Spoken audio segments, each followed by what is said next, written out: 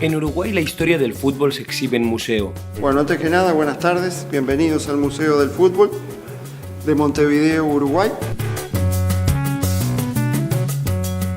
Estamos en el Estadio Centenario, debajo de la tribuna olímpica, una de las 4 tribunas del Estadio Centenario. Aquí se celebró el primer campeonato del mundo, la primer final del campeonato del mundo se jugó aquí el 30 de julio de 1930, Uruguay 4, Argentina 2. Creo que el fútbol sigue siendo la forma de hacernos existir en la geografía. Lo fue en el 24 y lo es ahora. Una historia y una cultura forjada a lo largo de los años a través de una pelota de fútbol.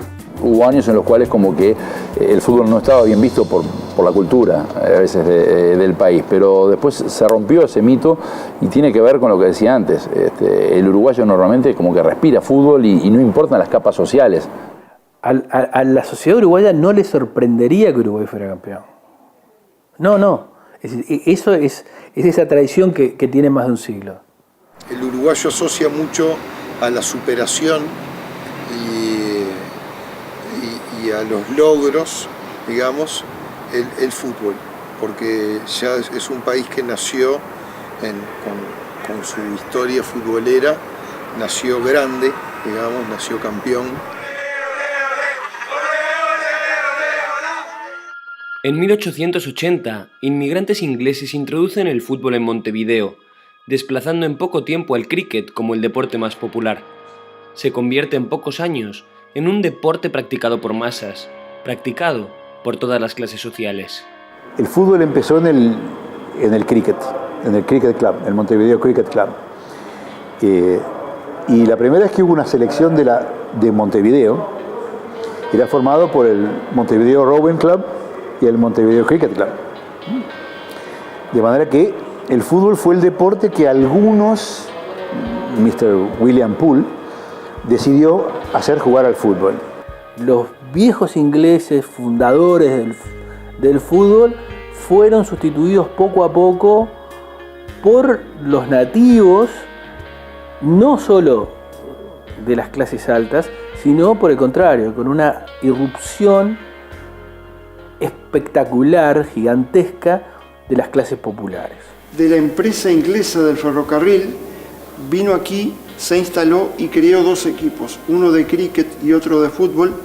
El primer nombre fue CURC, que es Central Uruguay Railway Cricket Club, ahora es Peñarol, y las máquinas, las locomotoras, funcionaban a carbón, de ahí viene el apodo de Carbonero. Los países que había mucho campo, porque había una tradición agraria muy fuerte, como en la Argentina y en el Uruguay, pampas, mucho verde y verde en las ciudades, el fútbol fue un juego natural para la población. Poblaciones además con un ocio grande, poblaciones muy bien alimentadas y poblaciones en que no había trabajo menor. El año 1911, en el gobierno de José Valle Ordóñez, un presidente que marcó toda una época en el Uruguay, se desarrolló el deporte a nivel popular con la creación de plazas de deportes que estaban en distintos barrios de Montevideo y algunas desarrolladas en el interior de nuestro país, que estoy convencido hicieron desarrollar la convicción y la necesidad del deporte en el uruguayo. Es medio fácil, me parece, advertir que con esa creación en 1911 los niños de esa edad son los jóvenes que a partir de la década del 20 le dan a Uruguay conquistas resonantes. Fútbol, identidad y poder es el título del libro escrito por el historiador Andrés Morales. Estas 3 palabras definirán al Uruguay de los años 20, fechando su esplendor deportivo y social desde 1916 hasta 1930. El internacionalismo en el fútbol pesa mucho más que lo local. Entonces, Uruguay necesitaba de un éxito deportivo para utilizar el fútbol como forma de propaganda publicitaria como país. El gobierno del Uruguay tiene interés serio de demostrar esa idea de un Uruguay abierto, democrático, generoso, y apoya fuertemente la ida en 1924 a los Juegos Olímpicos. Sí. Se jugaba como a la inglesa, o sea, se jugaba con pases largos y con cabezazos y un estilo tipo máquina, ¿no? Entonces Uruguay deslumbra, gana la medalla de oro y el fútbol pasa a ser más que fútbol. Vemos las camisetas, no tenían números, ni nombres, ni sponsor, ni escudo, por supuesto. Hasta el Mundial de 1950 las camisetas no llevaron números. El fútbol uruguayo ha evolucionado técnicamente mucho y además cuestiones internas del fútbol generaron una enormidad de equipos. Y este señor era José Leandro Andrade, fue 2 veces campeón olímpico, 24 y 28, y fue campeón del mundo en 1930, y es el único jugador uruguayo, hasta ahora, que representa al fútbol uruguayo en el Salón de la Fama de la FIFA en Zúrich, Suiza. Andrade deslumbró en Europa, era una suerte como de bailarín, era un forward, era un half, que es un defensor y atacante, y nunca se había visto un negro jugando al fútbol en Europa, por lo menos esas son las crónicas que tenemos, que alguien después me las desmienta. Cuando llegan los uruguayos sorprenden a todos, e incluso a los centroeuropeos. Está la famosa anécdota de que los yugoslavos fueron a espiar un entrenamiento de los uruguayos y cuando los uruguayos los vieron empezaron a hacerse los torpes, ¿no? Y después le ganaron creo que por 8 goles, una cosa así, porque los yugoslavos, bueno muchachos, ¿para qué vinieron tan lejos? Dentro de la cronología de la historia del fútbol, Uruguay, pese a su reducido tamaño y población, siempre ha tenido un papel destacado entre los más grandes, creando así una auténtica cultura del fútbol en este país. La cultura del fútbol uruguaya viene del lado del vínculo que tiene el fútbol uruguayo con la historia que tiene, ¿no? Entonces hay como una fuerte vínculo con la identidad uruguaya, con la política y con los logros que ha tenido Uruguay en relación a lo que es su población y el tamaño de la superficie. Y yo creo que hay una especie de cultura futbolística, porque el fútbol, en primer lugar, ubicó a Uruguay en el mapa, para el público en general. El Uruguay hasta el año 20 era conocido por los diplomáticos, por los especialistas en bellas artes, pero el mundo en general no sabía lo que era el Uruguay. Después de que pasó todas las vacas gordas, todo el 50, Uruguay se sintió como el último orejón del tarro, como había una frase famosa, el último que apague la luz. Y nos queríamos ir todos. Ahora sentimos que hay un país emergente, se podría decir, no todavía periférico pero emergente, que se siente mirado por el mundo de vuelta y que el fútbol una vez más tiene que ser nuestra carta de entrada al mundo, de vuelta. El fútbol de Uruguay es un componente esencial de lo que podríamos llamar una cultura nacional, un modelo nacionalista de ver el mundo.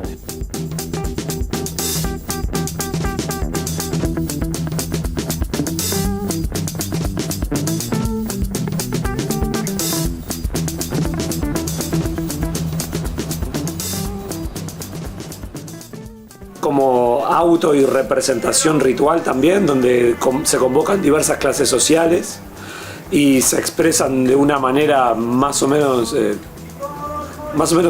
libre, de alguna manera, dentro de esas reglas formales. Y bueno, el fútbol está muy arraigado en el corazón de los uruguayos, ¿no? Desde que salimos campeones en el año 50, que yo recuerdo aún siendo muy chico, está muy arraigado. Se habla mucho del fútbol.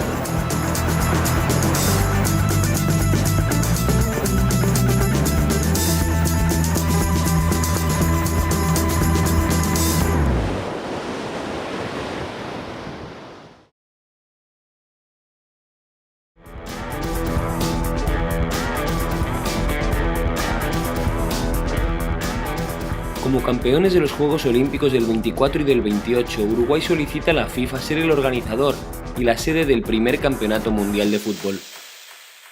El Mundial del 30, Uruguay inventa el fútbol, en el sentido, perdón, no quiero exagerar. Dice, Inglaterra es la madre.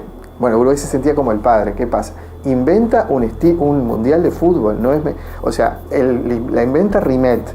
Pero el que toma la iniciativa de hacer un primer mundial de fútbol es la Cancillería uruguaya y el gobierno de la época, como forma de propagandear que Uruguay cumplía 100 años de vida independiente. Y ofrece algo extraordinario para la época, que es pagarle los pasajes de ida y vuelta a todos los que vengan, junto con el hotel y la estadía. En un momento que hablábamos con ellos que el fútbol era amateur. Entonces, había que hacer el trámite entre los trabajos. Y Europa estaba viviendo el impacto ya de la crisis mundial económica. Y todos los europeos dicen que, ¿sabes lo que es dejar a un tipo sin trabajo 3 meses? Después viene y perdió el trabajo, mucho campeón mundial, pero se acabó el trabajo. Entonces por eso no venían. De los cuales Uruguay contesta que si el gobierno se hubiese movido bien de cada país podían, porque la propia presidencia salía como garantía ante el trabajador. Entonces había toda una rivalidad ahí. El auge económico y cultural de la década del 20 en Uruguay culmina con la construcción del Estadio Centenario para su celebración y con la victoria de Uruguay contra Argentina. Y esos son los 4 goles de la final, la primer final de una Copa del Mundo, Uruguay 4, Argentina 2, 30 de julio del 30, con la particularidad que tuvieron que jugar el primer tiempo con balón argentino, el segundo tiempo con balón uruguayo porque no se pusieron de acuerdo, jugaron un tiempo con cada pelota. Y el Mundial del 30 fue una de las manifestaciones de la edad de oro uruguaya, que fue la década del 20. Porque a pesar de que el auge uruguayo empezó un poco antes, la manera como se tradujo en monumentos públicos, en edificios públicos, fue la década del 20. La década del 20 fue la que produjo todos los monumentos públicos, el Palacio Legislativo, el Palacio Salvo, el Estadio Centenario como uno de ellos, muchos lugares más que se pueden mencionar, que son, digamos, la manifestación del auge uruguayo. Además está decir que este Coliseo Deportivo fue declarado Monumento Histórico por la FIFA en el año 83. El arquitecto que hace el Estadio Centenario es el director de paseos públicos de la alcaldía. ¿Entiendes? No es un gran arquitecto. Es un formidable arquitecto escaso.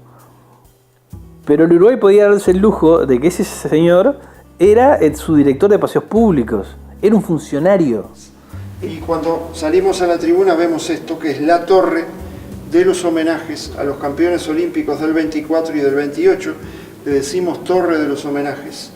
Ven que tiene 9 balcones por las 9 franjas de la bandera y la parte de abajo representa las alas del avión y la proa del barco. En el año 30 se inaugura la Rambla Sur, que es el cinturón costero que bordea Montevideo desde el centro hasta, en ese momento, hasta Positos, pero que se extiende luego hasta Carrasco, donde se le ganan 18 hectáreas al mar, y es una obra gigantesca. Esa obra se hace con un modelo de trabajo público estatal, de vínculo público estatal, muy dinámico, muy moderno, que luego utilizaría, por ejemplo, Barcelona en los Juegos Olímpicos. Eso marcó, creo que era el gran orgullo de poder hacer una obra colosal para la época y el gran orgullo de decir que esta era una nación pequeña, con escasa cantidad de habitantes, pero con un desarrollo cultural y económico como pocas podían tener en aquel mundo. Creo que era una muestra de orgullo aquel centenario, aquel Mundial del 30. Después de ser campeón de la primera edición de un mundial en su país como organizador, Uruguay logra una hazaña histórica en 1950. La Celeste ganaba su segundo mundial, esta vez en Brasil contra los anfitriones. La final sería mundialmente conocida como el Maracanazo. La cuota máxima de la garra charrúa para nosotros está ubicada un 16 de julio de 1950 en Maracaná, ¿no? Con todo adverso, un equipo que cometió 9 faltas a lo largo de 90 minutos, como el uruguayo, igualmente se pudo quedar con la victoria y ser campeón mundial en una final que fue hace mucho, pero que es difícil de igualar por muchas circunstancias. Uruguay le gana, el Maracaná pasó a desplazar a todos los otros triunfos que yo hablé anteriormente y pasó a ser el triunfo. O sea, todo lo demás quedó en segundo plano. Vendría a ser como Maradona en Argentina, una cosa así. El Maracaná fue, más no se podía llevar.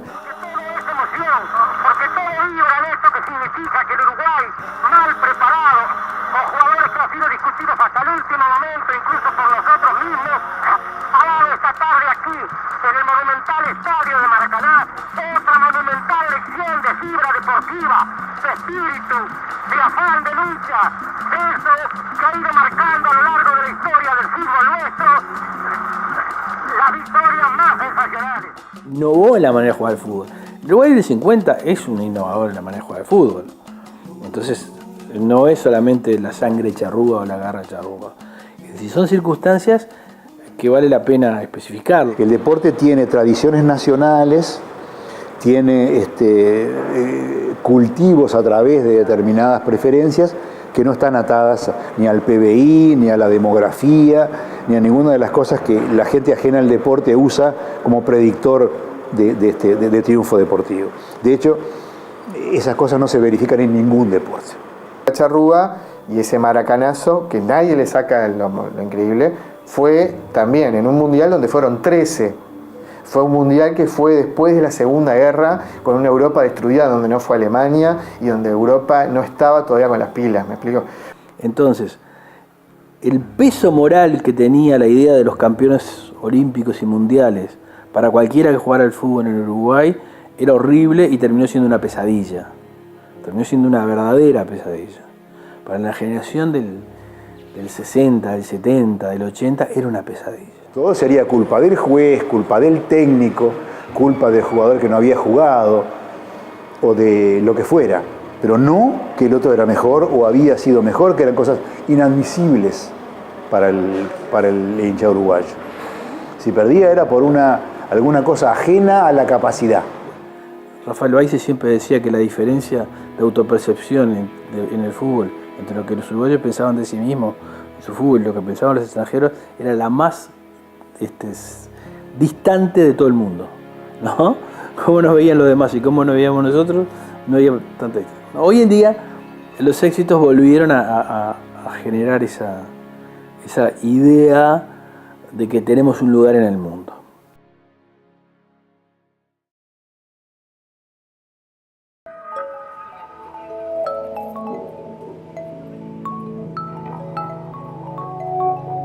En Montevideo, afamados escritores, directores de cine o músicos se unen al grupo de intelectuales que estudian la historia de Uruguay en relación al fútbol, dejando constancia en sus obras.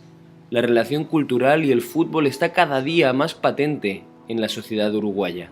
Y entonces gente muy importante de la cultura de nuestro país ha llegado al fútbol, ha sido concurrente del fútbol y además, como en el caso de Galeano, ha escrito brillantes obras vinculadas con el fútbol. Es una realidad y además en los últimos años se ha incrementado muchísimo la publicación de libros que tienen que ver con el fútbol, ensayistas, escritores habituales, periodistas, hemos incursionado también escribiendo libros, repasando distintas trayectorias. Bueno, hubo peleas con él un día ahorró guita, ¿viste? Era una familia muy humilde y me compró unos zapatos de fútbol y todo.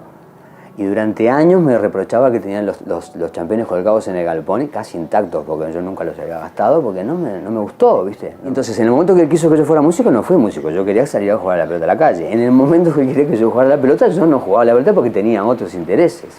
Finalmente me atrapó la música como a los 17 o algo así y me dediqué a eso, me di cuenta que realmente era lo que más me gustaba. Bien. O sea, de la misma manera que Holanda tiene sus potencialidades y tradiciones, siendo un país muy pequeño, el Uruguay es un ejemplo de ese tipo. O sea, como país pequeño no tiene demasiadas posibilidades, pero en algunos puntos ha logrado desarrollos particulares. No tenemos grandes pianistas, no tenemos grandes violinistas, hemos desarrollado buenos guitarristas. Entonces eso es lo mismo, el fútbol es el mismo fenómeno. Era una época muy complicada, porque ya que hablamos de la cultura y de la vinculación con el fútbol, el Uruguay creo que fue destrozado por la dictadura a nivel cultural y utilizó para destrozar la inteligencia de la gente el fútbol, en mi opinión. Como también ha pasado, yo qué sé, en la época de la dictadura en Argentina, o sea, se utiliza el fútbol como distracción y por atrás pasan otras cosas, ¿no?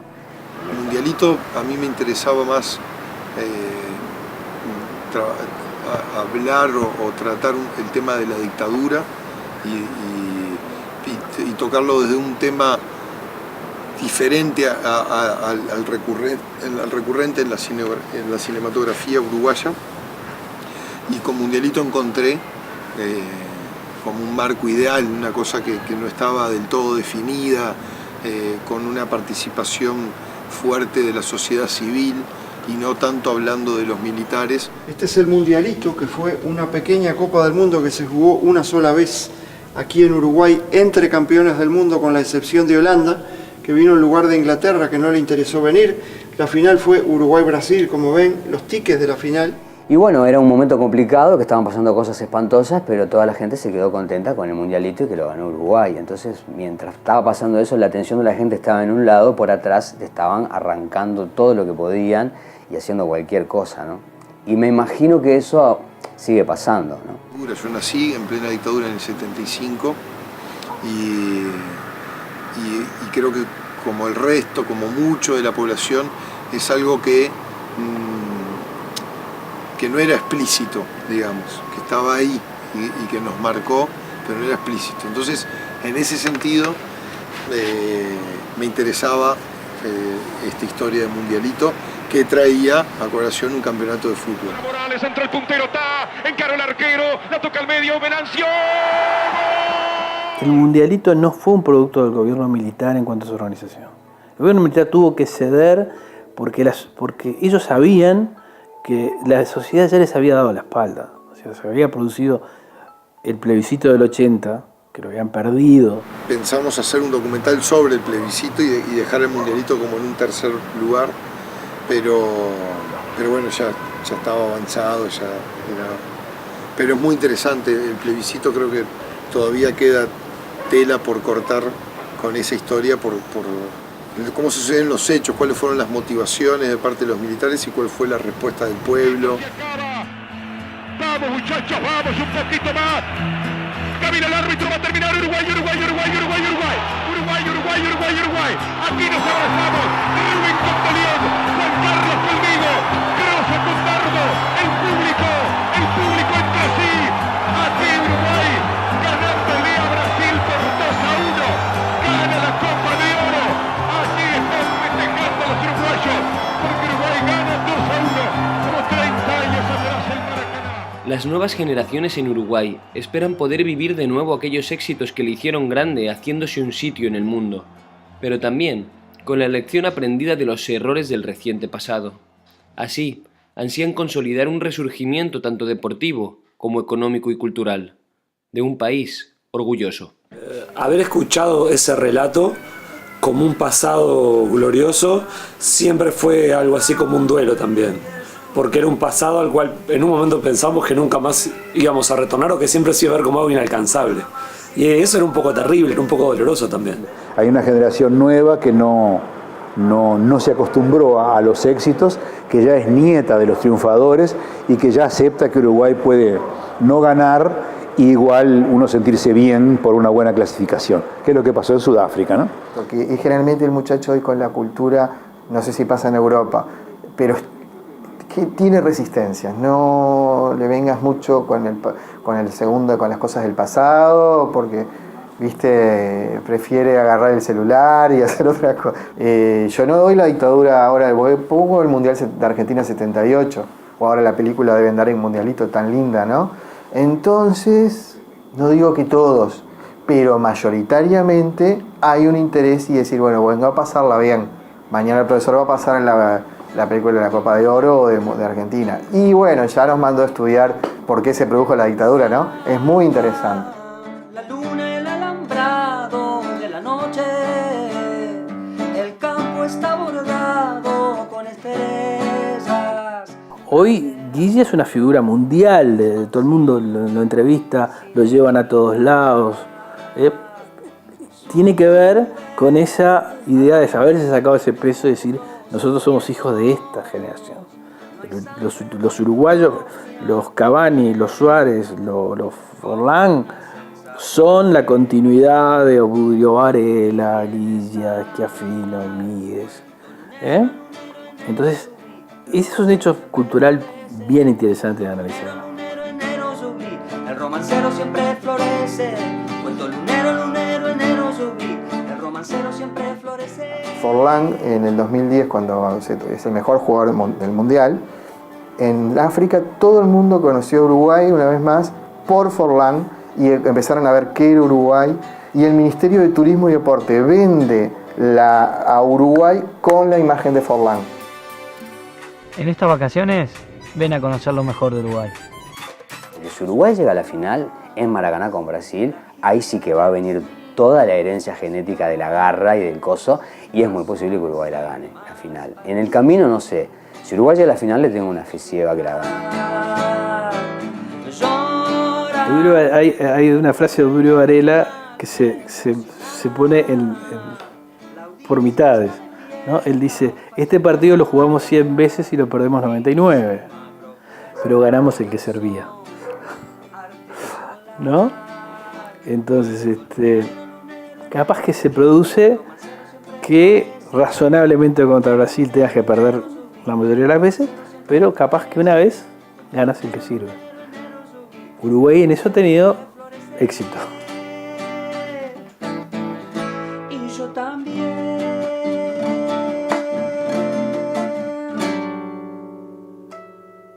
Para ustedes.